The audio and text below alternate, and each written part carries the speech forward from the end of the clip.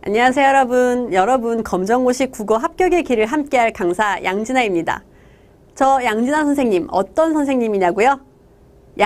양을 확 줄여드리겠습니다. 공부 양을 줄여드린다는 말씀인데요. 왜냐면요, 진짜 필요한 것만 가르쳐 드릴 거거든요.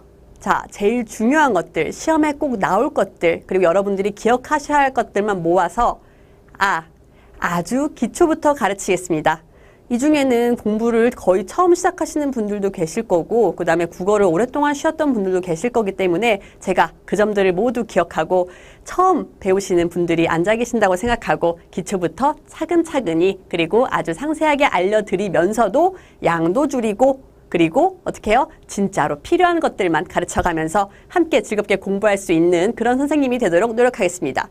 자, 그런데 여러분들은 특히 2017년 개정시험을 보셔야 하잖아요. 그리고 이제 2017년 개정시험 이미 보신 분들도 있을 테지만은 어떤 점들이 변했고 내가 이때까지 공부했던 게 오히려 불리해지진 않은 것인지, 내가 바뀐 시험에 적응해서 합격할 수 있는 것인지 불안해지신 분들이 있으실 거라고 생각하고 2017년 어떻게 출제됐었는지를 한번 분석하고 넘어가도록 하겠습니다. 자, 2017년 시험, 개정시험 같은 경우에는 그렇게 막 특별히 어디에서 막 그 전에 비해서 뭐 나올 게 빠지고 빠진 게 들어가고 이런 건 없었어요. 그래서 보면은 뭐 생활국어, 현대국어, 고전문학, 비문학 전부 다 골고루 출제가 되는 와중에 비문학, 독서 부분이죠. 독서에서 그 전 시험들에 비해서는 좀 강화된 게 아닌가. 왜냐, 지문이 2개가 나왔거든요. 이전에 보통 1개 나오거나 이런 느낌이었는데 비문학이 강화되려나 싶은 느낌을 주는 게 2017년 개정 시험이었어요. 자, 그런데 2017년 개정시험에서 독서가 강화되는 한편 또 어떤 점이 눈에 띄었냐. 자, 하나 현대소설 문제였는데 현대소설 지문 이제 나와가지고 그 읽고 푸는 문제인데 정작 문제 내용은 생활국어의 문제였어요. 이런 것들을 통해서 우리는 이게 한 가지 영역에서 한 가지 문제만을 물어보는 게 아니라 각 영역끼리 연계시킬 수 있는 그런 종합적 사고력이 필요한 그런 시험을 이제 만들려는 거구나 라고 생각해 볼 수가 있어요. 그렇다면은 이런 것들에 대응해서 우리는 공부를 앞으로 어떻게 해야 될까? 불안해하실 필요는 없을 것 같아요. 왜냐하면은 문제 유형 자체가 너무 특별하게 나온다거나 아니면은 이런 것들은 전에 도저히 상상할 수 없었던 작품이 나왔네. 이런 것들은 사실 없었거든요. 그럼 우리는 계속 어떻게 공부를 하면 되냐? 핵심 작품 우리가 예전에도 이것이 시에서 소설에서 아니면 고전에서 중요한 것이었어. 그리고 약간 독서 지문은 이런 유형으로 나올 거야. 문법은 여기서 나올 거야 했던 그 핵심 작품과 그리고 개념들은 그대로 있습니다. 그리고 그 와중에 기출문제 풀이가 중요하다는 사실도 변하지 않았습니다. 근데 문제는 2017년 개정된 시험을 바탕으로 우리가 기출문제를 많이 풀어보고 싶잖아요. 그리고 2017년도 개정된 시험의 유형으로 저희가 문제를 많이 풀어보고 싶잖아요. 그것이 그런 최신 문제, 이미 이제 2017년 개정된 시험 이제 쳤으니까 그 문제가 반영된 거의 유일한 교재가 우리 교재와 우리 강의입니다. 그래서 최신 경향이 반영되어 있기 때문에 지금도 한창 따끈따끈하게 문제 만들고 계세요. 아마 이 강의를 여러분이 보실 때쯤에는 다 완료가 됐으니까 이제 보시고 계시겠지만은 촬영하고 있는 시점에 지금 2017년도 열심히 반영해가지고 분석한 다음에 다 문제로 지금 저희가 쭉쭉 뽑아내고 있습니다. 그것이 반영된 수업이라는 거. 그 다음 탄탄한 기초 개념을 제가 여러분이 처음 공부하신다고 생각하고 알려드리겠다는 거. 그리고 다양한 문제. 자, 여기서 최신 경향만 반영하는 게 아니라 이전까지 몇 년 동안 그 오랜 시간 동안 그 유형들을 분석하고 그 다음에 우리 교육청에서 고등학교를 졸업하려면 이 정도는 알고 있어야 된다고 생각하는구나 라는 그 선이 있을 거 아니에요. 그 선에 딱 맞춰서 저희가 문제를 다양하고 섬세하게 만들어내기 때문에 이 문제들, 이 개념들만 확실하게 인식을 하시고 제가 하는 것들, 제가 말씀드린 내용들만 다 기억을 해주신다면 여러분은 이 지금 눈앞에 있는 교재 한 권과 그 다음에 제 수업만으로 충분히 합격하실 수 있습니다. 제가 보장합니다. 자, 그런데 모든 사람이 그냥 앉아가지고 클릭 강의 보고 오케이 이러면은 합격할 수 있다고 말씀드리는 게 아니에요. 제 강의 들어오시려면은 준비하셔야 돼요. 자, 어떤 단계로 강의가 이루어질 거냐면요. 여러분 먼저 제 수업 만약에 이제 여러분들이 만약에 선생님한테 들어야겠다 결심을 했다면은 무턱대고 강의실로 들어오면 안 됩니다. 자, 강의실 들어오시기 전에 저 얼굴 보시기 전에 뭐 해와야 되냐? 교재 개념 정리 읽어오셔야 돼요. 교재 개념 정리 딴 게 아니라 그냥 교재 앞부분에 있는 이론 설명 부분 있죠. 그거를 눈으로 한 번, 그 다음에 모르는 단어 찾아가면서 한 번, 흐름을 보면서 한 번 읽어오시라는 거예요.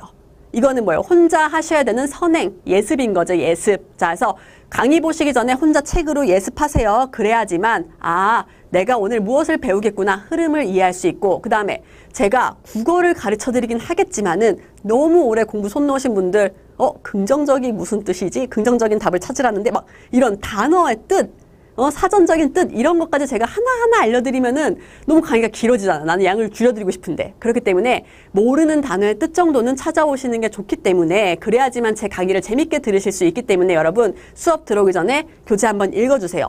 그런 다음에 저와 함께 이론 강의를 보실 겁니다. 제가 이론 아주 기초적으로 진짜 필요한 것만 쏙쏙 알려드릴게요. 자, 그러면은 한번 읽고 저의 이론 강의도 봤습니다. 그렇다면 무엇을 해야 될까요?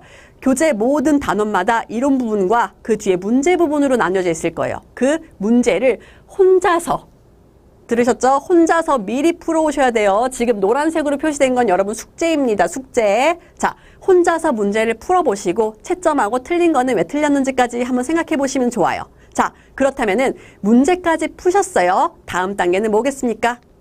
맞습니다. 제가 여러분께 문제를 풀이해 드릴 거예요. 저와 함께 문제풀이 강의 보시면서 풀었던 문제들, 이래서 맞았구나, 이래서 틀렸구나, 나는 이걸 기억해야겠구나, 하나하나 머리에 넣으시면서 저와 함께 문제풀이 강의 보시면 됩니다.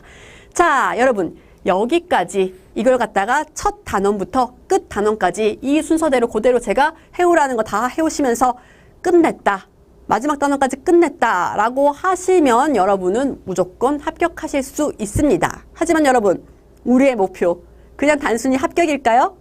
여러분 생각해 보세요. 국어에서 100점 받으면 다른 과목 공부할 때 얼마나 마음이 편하겠어요.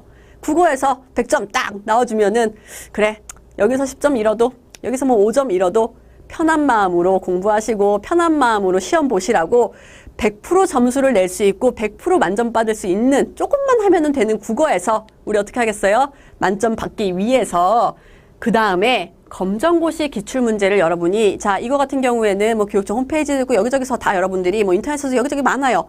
다운받으실 수도 있고 그다음에 구매하실 수도 있고. 자, 이때까지 실제로 검정고시에서 어떤 문제가 나왔는지 기출문제를 최소 제가 생각할 때 3개년 정도면 제일 좋을 것 같은데 그 문제를 따로 풀어보시는 게 좋아요. 왜냐? 우리는 만점 받고 싶으니까. 여기까지 하고도 만약에 뭐 한 달이든 두 달이든 시간이 남으신 분들은 어떻게 하냐? 백 돌아가서 처음부터 제 강의 다시, 설명 다시, 문제 다시, 풀이 강의 다시, 이것을 한 번 전체 끝내는 걸 1회독으로 치면은 2회독, 3회독 했을 경우에 어떻게 되겠어요? 국어가 이건 뭐 시험 합격이 문제가 아니겠죠, 여러분? 여러분들은 국어의 신이 되실 수 있을지도 몰라요. 자, 그런데 국어 왜 이렇게 잘해야 될까요? 국어의 신이 되면 뭐가 좋은 걸까요? 왜 국어를 공부해야 하냐면요, 여러분. 국어 생각해보세요. 여러분들이 지금 머릿속에 하고 있는 생각들 있죠? 사고라 그러죠. 여러분들 머릿속에 있는 생각 전부 다 뭘로 만들어져 있냐면요. 생각한다. 나는 생각한다. 생각하기 때문에 생각한다라고 생각하죠? 이런 것들 전부 다 뭐야? 생각이라는 단어도 국어예요. 생각한다라는 문장도 국어예요. 자, 모든 사고는 사실 국어를 바탕으로 이루어졌다고 생각하시면 돼요. 그렇다면 뭐예요? 국어가 늘어나면 사고도 늘어나고 생각도 깊어진다는 말이기도 해요, 여러분. 그 다음 국어는 또 뭘 담당하기도 하냐면요. 여러분의 마음, 정서, 느낌, 이런 게 국어. 왜냐? 슬프다라는 단어, 아프다, 기쁘다, 이런 단어들 전부 다 뭐예요? 국어잖아요. 다양한 단어와 다양한 감정들, 뗄래야 뗄 수가 없는 존재들입니다. 여러분의 감정과 느낌, 세상에 대한 여러분이 가지게 되는 이미지, 이 모든 것들은 사실 국어로 이루어져 있어요. 그렇기 때문에 정서가 풍부한 사람들은 국어적인 표현력도 풍부하고, 정서가 풍부한 사람들은 뭐예요? 시, 소설 이런 문학작품에 대한 이해도 풍부하게 할 수가 있죠. 그렇기 때문에 국어와 정서, 사실은 마음이랑 무슨 상관이야? 라고 하겠지만은 여러분의 감정도 국어가 훨씬 더 넓혀드릴 수가 있고 풍부하게 만들어드릴 수가 있습니다. 그리고 마지막, 또 국어는 무엇? 소통을 담당합니다, 여러분. 소통. 내가 누군가에게 나의 의사를 표현하고 상대방의 마음과 뜻을 내가 알아주고, 이런 것들도 뭐예요? 우리 국어, 언어로 서로 하잖아요. 그렇기 때문에 국어 실력이 뛰어나다는 것은 소통 능력이 뛰어나다는 의미이기도 합니다. 자, 사고와 정서와 소통, 우리의 생각과 마음과 소통, 커뮤니케이션을 통해서 우리는 뭘 할 수 있나요?